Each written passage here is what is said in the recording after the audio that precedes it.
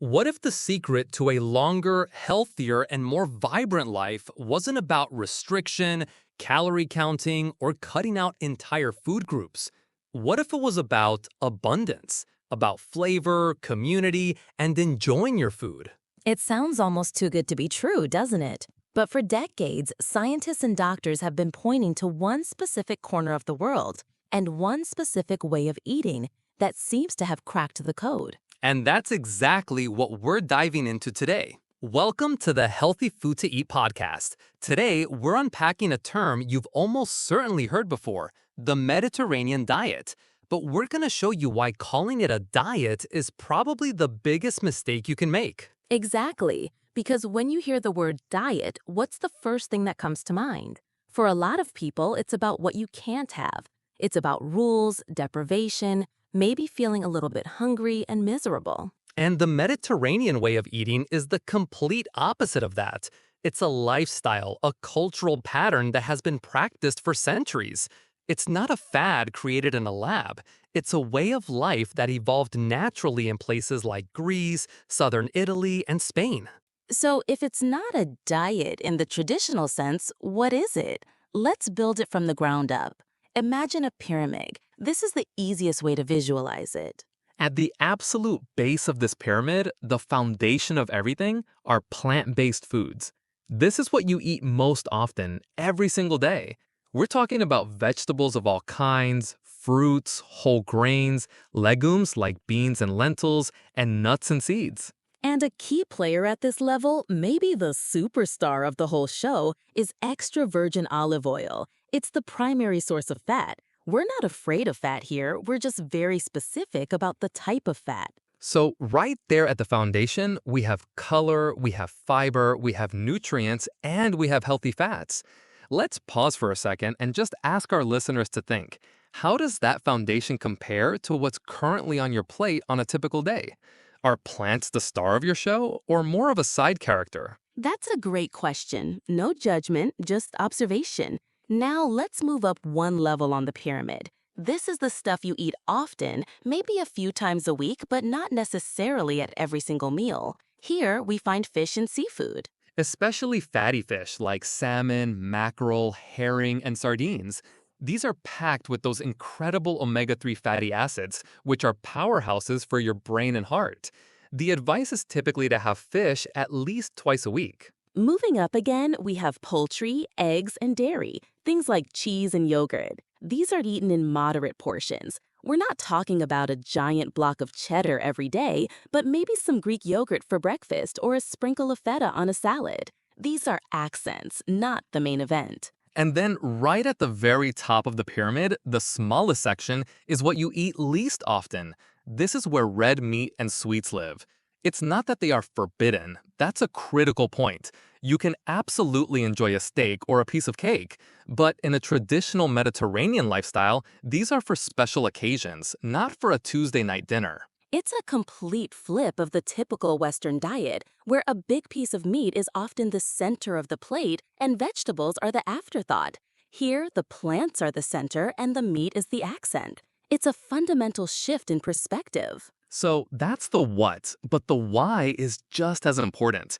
Why has this specific eating pattern been studied so intensely and recommended so consistently by organizations like the World Health Organization and the American Heart Association? It comes down to a mountain of scientific evidence. Let's talk about the big three. First, heart health. This is the most well-researched benefit. The high intake of unsaturated fats from olive oil and nuts, the omega-3s from fish, and the fiber from all the plants work together to lower bad cholesterol, reduce blood pressure, and decrease inflammation in the body. Think of it like this. The bad fats like trans fats and excessive saturated fats can cause a traffic jam in your arteries. The healthy fats in the Mediterranean diet are like the cleanup crew that keeps traffic flowing smoothly. Second, brain health. The same mechanisms that protect your heart also protect your brain. Those omega-3s are literally building blocks for brain cells. Studies have linked this eating pattern to a lower risk of cognitive decline, dementia, and Alzheimer's disease. It's food for thought, literally. And third, and this is a big one for many people, is its connection to healthy weight management and a lower risk of type 2 diabetes. Because this way of eating is so high in fiber and protein, it's incredibly satiating. You feel full and satisfied, which naturally helps you regulate your calorie intake without feeling deprived. It also helps stabilize blood sugar levels, which is crucial for preventing or managing diabetes. It's not a quick fix weight loss diet. You won't drop 10 pounds in a week, but it's an approach that helps you achieve and maintain a healthy weight for life because it's sustainable and, most importantly, enjoyable. Okay, the theory is great. We've got the pyramid, we've got the benefits, but what does this look like in the real world? Let's get practical. Let's go through the food groups and talk about what eating Mediterranean really means day to day. Let's start with the absolute MVP, extra virgin olive oil. Why extra virgin? It means it's the least processed form. It's simply pressed from olives, so it retains all its powerful antioxidants and polyphenols. Think of it less as a simple cooking oil and more as a health supplement you can pour on your food. A great practical tip is to have two kinds, a good all-purpose olive oil for general cooking and a high-quality, flavorful extra virgin olive oil for finishing dishes, drizzling on salads, soups, or grilled fish. Don't be afraid to use it generously. Next up, vegetables. The mantra here is eat the rainbow. The different colors in vegetables signify different types of vitamins and antioxidants. Don't just stick to lettuce and cucumbers. Think deep green spinach, bright red bell peppers, rich purple eggplants. Here's a challenge for you listening right now. How many different colors of vegetables have you eaten in the last 24 hours? If the answer is one or two, a simple goal could be to add just one more color to your dinner tonight. It could be as simple as a handful of cherry tomatoes. Let's talk about whole grains. This can be a point of confusion. We're not talking about white bread or sugary cereals.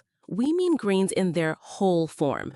Things like oats, barley, quinoa, brown rice, and bread made from 100% whole wheat flour. These are full of fiber that slows down digestion and keeps you full. A simple swap. If you normally have white pasta, try a whole wheat version. If you eat white rice, try brown rice or quinoa. It's about making smarter choices, not eliminating carbs. And we can't forget legumes, the unsung heroes. Beans, lentils, chickpeas. They are incredibly cheap, versatile, and packed with plant-based protein and fiber. A can of chickpeas can become hummus, be roasted for a crunchy snack, or be thrown into a salad to make it a full meal. Let's move to protein. We mentioned fish is the star, but what if you don't love fish or it's too expensive? That's a valid point. Canned fish like sardines or tuna and olive oil is a fantastic affordable option. And remember the legumes we just talked about? They are a primary protein source. A lentil soup or a bean chili is a perfect Mediterranean meal.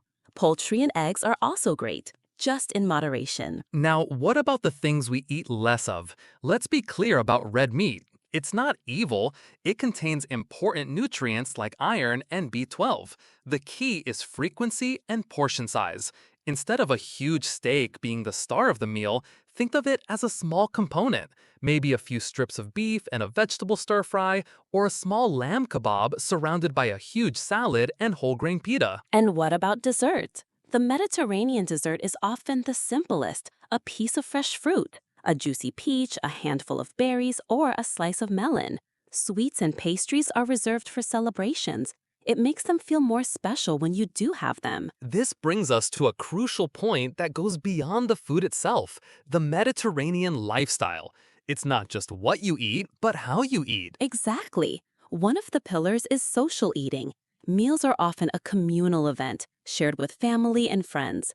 The act of slowing down, talking, and connecting over a meal is a huge part of the benefit. It aids digestion and builds strong social bonds, which is a massive factor in overall health and longevity. So, a question for our listeners. How often do you eat a meal while staring at a screen versus sharing it in conversation with another person? Again, just something to think about. And the other pillar is physical activity. This doesn't mean you have to be a marathon runner. In the Mediterranean region, activity is built into the day.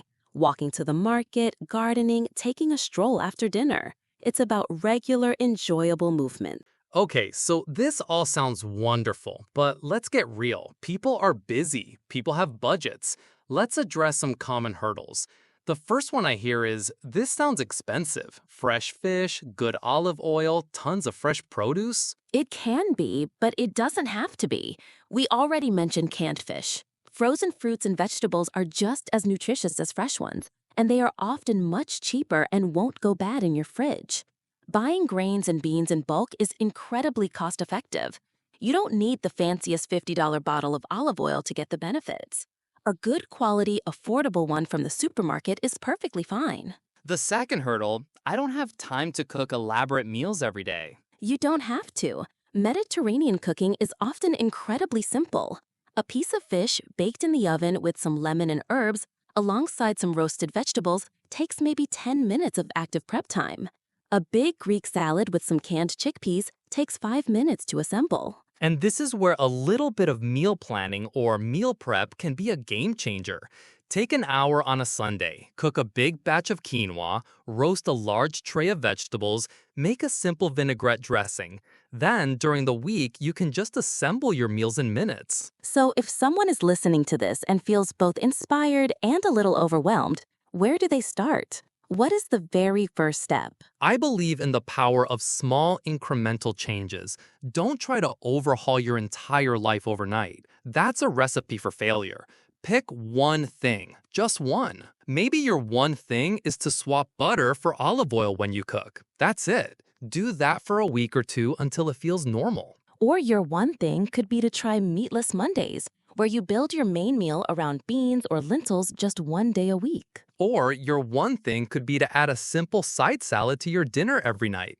It doesn't matter how small the step is. The goal is to build momentum. Each small success makes the next step easier. It's about progress, not perfection. There's no failing the Mediterranean diet. If you have a pizza night with friends, that's great. That's the social part of the lifestyle. Just get back to your usual pattern the next day. It's about what you do most of the time. All right, we've covered a lot of ground over the last 2 hours. Let's quickly recap the biggest takeaways. Number 1, the Mediterranean diet isn't a restrictive diet. It's an abundant lifestyle pattern focused on whole foods. Number 2, build your meals on a foundation of plants, vegetables, fruits, whole grains, legumes, and nuts. Use extra virgin olive oil as your main fat. Number 3, eat fish and seafood regularly. Enjoy poultry, eggs, and dairy in moderation. And save red meat and sweets for less frequent special occasions. And finally, number 4, remember that it's not just about what's on your plate. It's also about moving your body in a way you enjoy and sharing meals with people you care about. It's a holistic approach to wellness that is backed by science, but feels like common sense. It's flexible, delicious, and deeply satisfying. So here is our call to action for you this week. We're not going to ask you to change everything. We're going to ask you to choose your one thing. That's right. Think back on everything we've talked about. What is one small, manageable change you can make this week? Maybe it's trying quinoa for the first time. Maybe it's buying a bottle of extra virgin olive oil to drizzle on your salads. Maybe it's deciding to have one meal this week with no screens, just conversation. Whatever it is, we'd love to hear about it. Find us on our social channels or drop a comment under this episode and tell us what's your one thing. It's a great way to make a commitment to yourself and inspire others in this community. Thank you so much for spending your time with us today. We hope you feel empowered and excited to bring a little bit of the Mediterranean sunshine onto your plate and into your life. Until next time, eat well and be well.